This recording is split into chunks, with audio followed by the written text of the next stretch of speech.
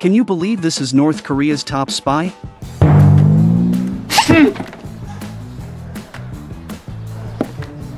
Run. Meet Won Ryu-won, leader of Squad 5, Group 3, Unit 5446. He was ordered to infiltrate South Korea and wait for further instructions to help achieve reunification. Before his departure, his instructor gave him some brief, yet ominous words. 우리가 다시 만나는 경우는 두 가지뿐이다. 조국 통일을 이루고 얼싸는 형제가 되거나 아니면 원수가 돼서 서로를 죽이기 위해서거나 9년 동안 동물을 훈련시킨 사람으로 한마디 하간다. These brief words seemed to foreshadow a grim fate. Soon after, he arrived in a small village in Seoul, South Korea, under the alias Fang Dong-jiu. A kind lady took pity on him and offered him a job at her grocery store, paying him 200,000 won a month. And so, Dong-jiu began his spy life in this seemingly tiny, yet bustling village. To avoid suspicion, he disguised himself as a man with the intellect of a 5-year-old. Every day, he was either being bullied or on his way to being bullied, but along the way, he made many friends. There was Yuran, his crush who walked by every day on her way to work, the lady's son, who often taught him how to fight to avoid being bullied.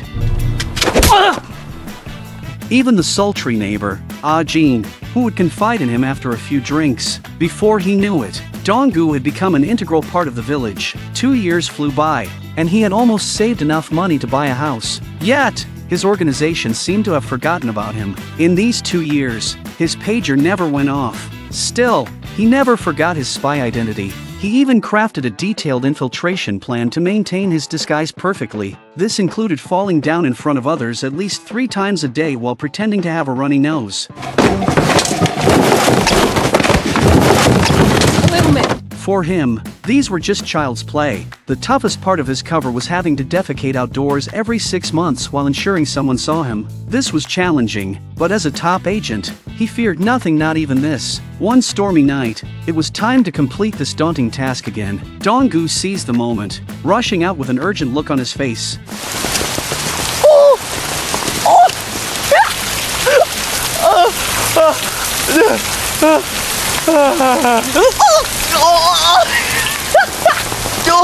Amid confused stares, he dropped his pants and did his business. 너무 급해서. 안녕. But this time, he was completely caught off guard when his crush, Yuran, suddenly appeared. The wind blew her umbrella away, and with it, Dong-jiu's composure.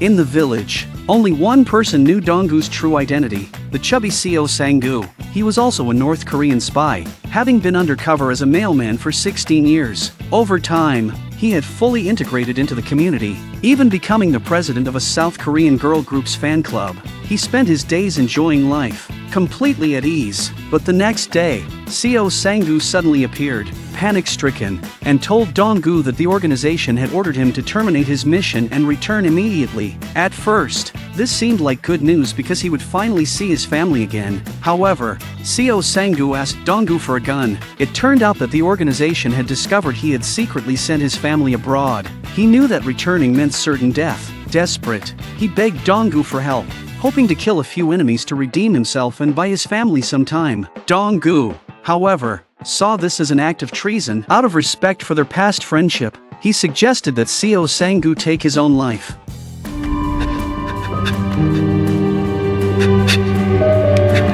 어설프게 사고 치는 것보다 그 편이 식구들이 살 가능성이 높지 않겠소. Unbeknownst to Seo Sang-gu, this was just a test from Dong-jiu. Meanwhile, in a secure safe house at a South Korean base, an upheaval in the North Korean regime led to an unexpected turn of events. The North Korean military bureau chief, Old Park, a supporter of the previous leader, chose to defect to South Korea to avoid becoming a scapegoat. He revealed all the secrets about Unit 5446, not realizing that North Korean agents had long been watching him.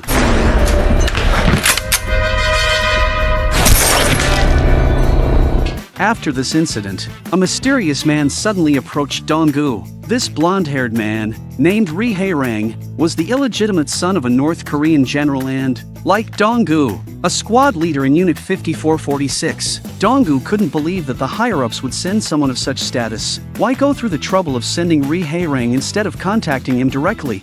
Although curious, the organization's rules forbade them from questioning each other's missions. The next day, Dong-gu grew more frustrated. He had been waiting for 2 years without any action, and now this guy shows up with a mission immediately. Angry, Dong-gu disguised himself as a delivery man and secretly followed Ri Hae-rang. What Dong-gu discovered left him speechless. Ri Hae-rang's mission was to infiltrate as a rock singer. However, Ri Hae-rang was mercilessly eliminated in the first round of auditions. Thus, the village gained 2 more eccentric characters, one a failed rock singer, and the other a seemingly simple-minded man.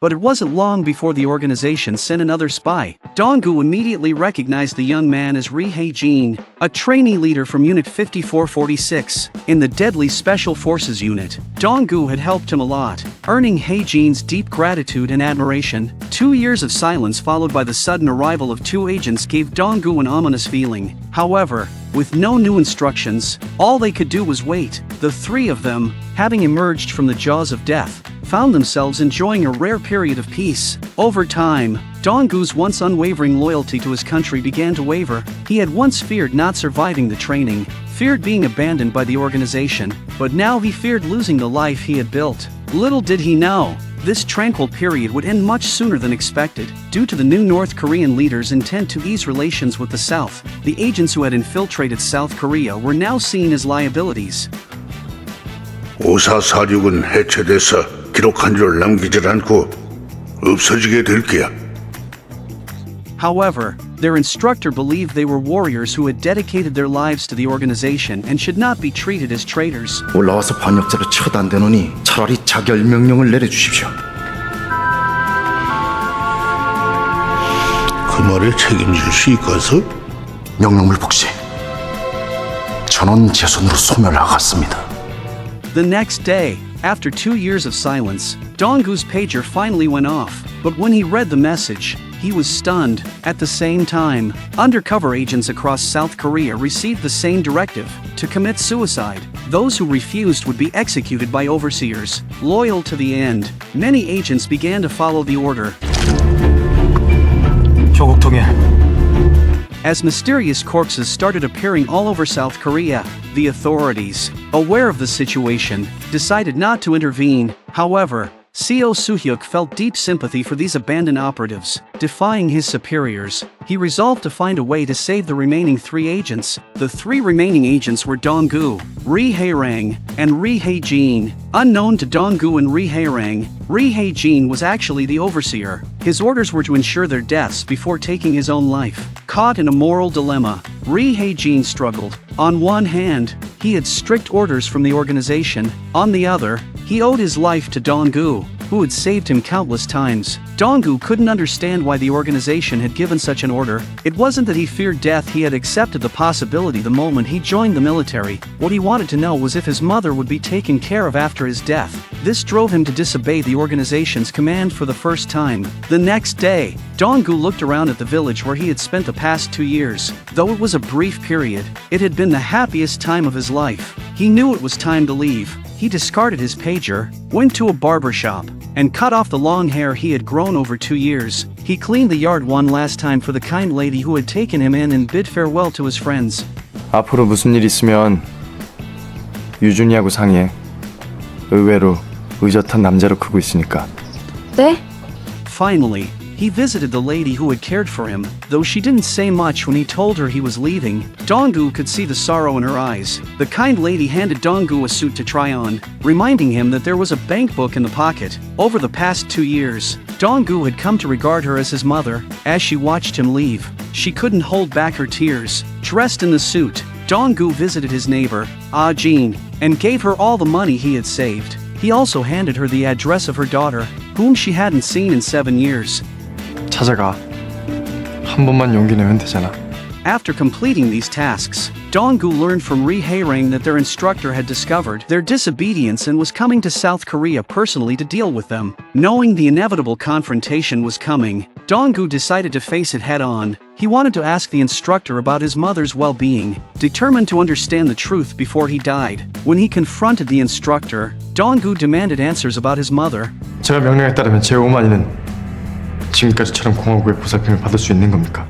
However, the instructor refused to give a direct response, insisting that Dong-gu obey orders unconditionally. Seeing the instructor's unyielding attitude, Dong-gu began to suspect the worst, that his mother was likely already dead. At this moment, the instructor ordered his men to execute Dong-gu.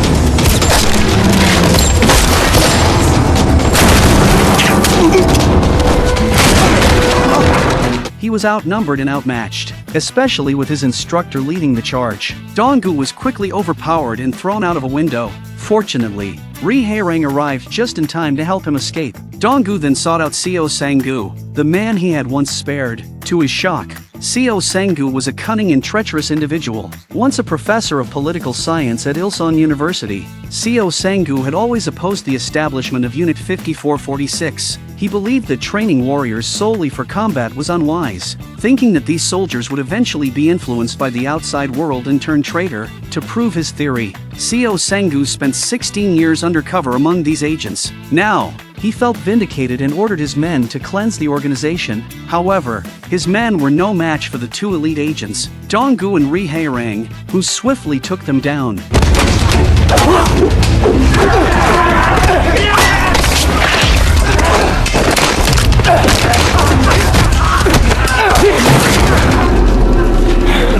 Realizing his plan had failed, Seo Sang-gu tried to break Dong-gu's spirit by revealing a shocking secret. 어사사령부대 가족들은 니들 입대와 동시에 전부 수용소에 수감됐어.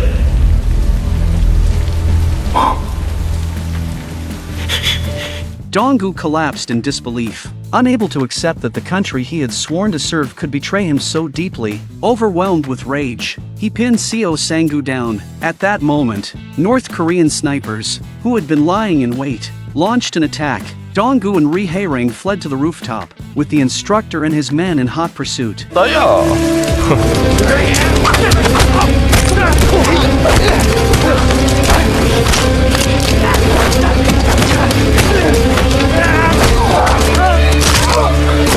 After dispatching a few minor adversaries, the ultimate showdown between the instructor and his top trainee began. However, an instructor is always an instructor, and Dong-gu was soon defeated. Just then, South Korean CIA agent Seo Soo-hyuk and his team arrived in time, but even facing the heavily armed forces, the instructor remained calm. He pulled out a gun, intending to kill Dong-gu. As a member of Unit 5446, he had no intention of returning alive. In this critical moment, a shot rang out from the opposing side. It was Ri Hae-jin, who had infiltrated the enemy ranks. The instructor couldn't comprehend why these once loyal soldiers were now betraying the organization. In a final act of blind loyalty, the instructor pulled out a grenade, intending to take everyone with him. Seeing through the facade and refusing to be controlled, Ri Hae-rang bravely charged at the instructor, sacrificing himself to save his comrades. After the explosion, the South Korean intelligence agency moved to arrest the remaining two agents. Ri Hae-jin urged Dong-gu to flee while he provided cover, but Dong-gu was engulfed in sorrow. The organization he had sworn to serve had betrayed him. His closest friend was dead, and he had lost everything he held dear. He was at a loss. It wasn't until he found the bank book in his pocket, given to him by the kind lady who called him her son, that his emotions broke through. The organization he revered had deceived him, and his friends had died for that deception. The people he once saw as enemies had become his true family. He longed to return to the village, to be the simple-minded Dong-gu again. He missed the tough but kind lady, the landlord who dreamed of becoming a policeman, his gentle crush Yuran, the outwardly tough but inwardly soft Ah-jin, and even the mischievous kids. But it was too late. Despite his betrayal of the organization, Ri Hae-jin refused to become a prisoner.